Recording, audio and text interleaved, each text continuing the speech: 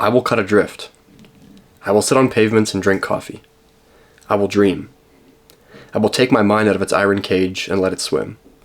This fine October.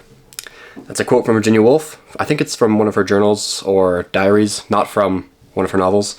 Correct me if I'm wrong on that. Anyways, it's the opener to our October newsletter. So if you haven't subscribed, please, the link is below. Anyways, every month we do a poem, a painting, a word of the month. I do a short story or a chapter of my book, sometimes an essay. Okay, we have, what did I miss? A book recommendation or a music recommendation of the month, and maybe a writing tip or a small short blurb. So lots of good stuff. Anyways, this month's poem is from John Keats, To Autumn. Okay, very fitting. Oh, my mistake. Before we get to the poem, let's do the painting. Also fittingly called October.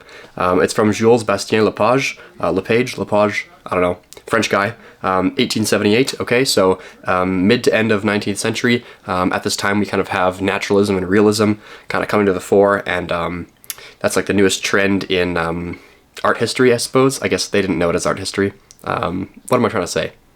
Anyways, realism, naturalism, the idea of depicting real life events in a realistic way is kind of the leading trend in art. So as opposed to maybe just depicting a mythological figure or a historic figure, like an idealized painting of Caesar, or perhaps the Minotaur or some other like classical Greek figure, we have just an everyday woman harvesting potatoes. So a very kind of a different direction than art that was previously made. What else? Okay, our poem of the month, like I said earlier, is To Autumn by John Keats. It's not the full thing, it's just the last stanza, the last third. And To Autumn, strangely enough, is just as, fall kind of closes the season and the year. To Autumn kind of closes the poetic career of John Keats. It was the last kind of official poem he composed and published, and before he kind of quit his poetic career to get a real job. But a year later, in Rome, he died at age 25. So the poem kind of not only closes his poetic career, but also closes his life, unfortunately. He almost made it to the 27 Club, not quite. Anyways, yeah, I can read it quickly for you.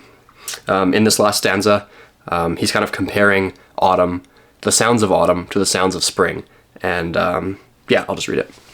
Where are the songs of spring? Aye, where are they? Think not of them, thou hast thy music too. While barred clouds bloom the soft dying day, and touch the stubble plains with rosy hue, then in a wailful choir the small gnats mourn among the river sallows, borne aloft or sinking as the light wind lives or dies, and full-grown lambs loud bleat from hilly bourne. Hedge crickets sing, and now with a treble soft, the red breast whistles from a garden croft, and gathering swallows twitter in the skies.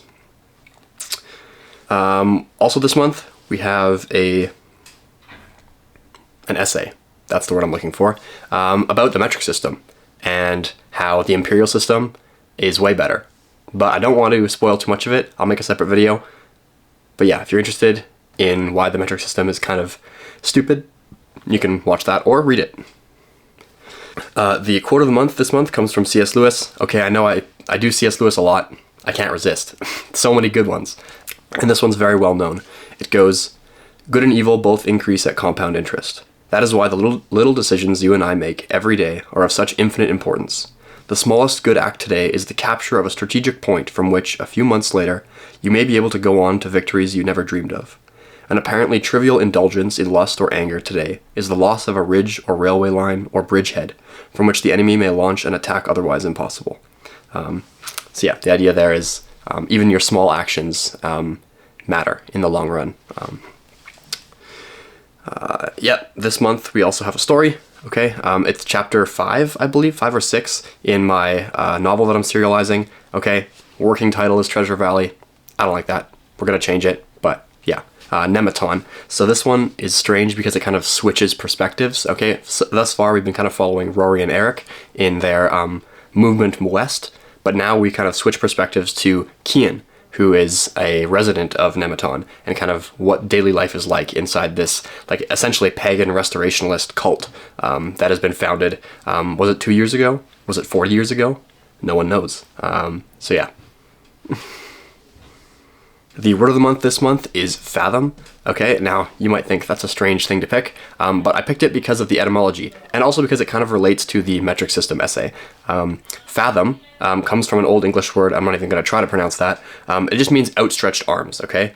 And initially, it was used as a system, or a unit of measurement, right? A fathom is around 6 feet, right? Because your wingspan is approximately equal to your height, so, you know, outstretched arms around 6 feet.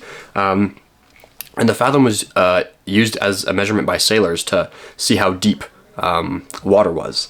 So eventually the word fathom became like a verb, right? To fathom means to like use like a sounding line to like measure how deep the water is. But then in the 17th century, the meaning was extended to include the figurative sense as well. So to fathom something is not only to get to the bottom of the ocean or the water, but to get to the bottom of anything, right? To understand or comprehend. So to fathom means to understand. Also, an honorable mention, I almost picked this for word of the month, and that is the Scottish term for a male turkey, bubbly jock. That's just a fun one to say. The book recommendation for the month is Jekyll and Hyde. Now, of course, most people know this book, but have you actually read it? Okay, it's a great introductory. It's a great introduction to classical literature because it's a novella. It's quite short. The words are a bit archaic, but not exceedingly so. Okay, I think any native English speaker should be able to manage it. You might have to look up a word here and there, but it's not the end of the world. It's written by Robert Louis Stevenson, which is the same guy who wrote Treasure Island. If you saw that movie or someone read that book to you as a kid, yeah, same guy. And the themes explored in Jekyll and Hyde are eternal themes, right? Good versus evil in the heart of every person. So yeah, it's gripping. It's kind of spooky. Yeah, perfect time for Halloween. So the writing tip of the month isn't just for writing; it applies to all art. And even if you don't make art, you consume art. Okay, so it's somewhat relevant to you, and that is originality or trying to be unique. Now, people that kind of make art or aspire to be an artist think that being unique is kind of the golden ticket, right? They think that, oh, if they can just make something unique, that everyone will recognize them. But it's not true, okay? So I have 4 quotes from 4 very famous artists, and they all kind of all to the same effect, right? And the first one's from C.S. Lewis. Okay, again, guilty, but it relates, I promise. So he says, "In literature and art, no man who bothers about originality will ever be original. Whereas if you simply try to tell the truth without caring 2 pence how often it has been told before, you will, 9 times out of 10, become original without ever having noticed it." Orson Scott Card. Okay, Orson Scott Card is a contemporary sci-fi author. He says something very similar. He says, "Trust your unconscious mind to guide your fiction into original spaces.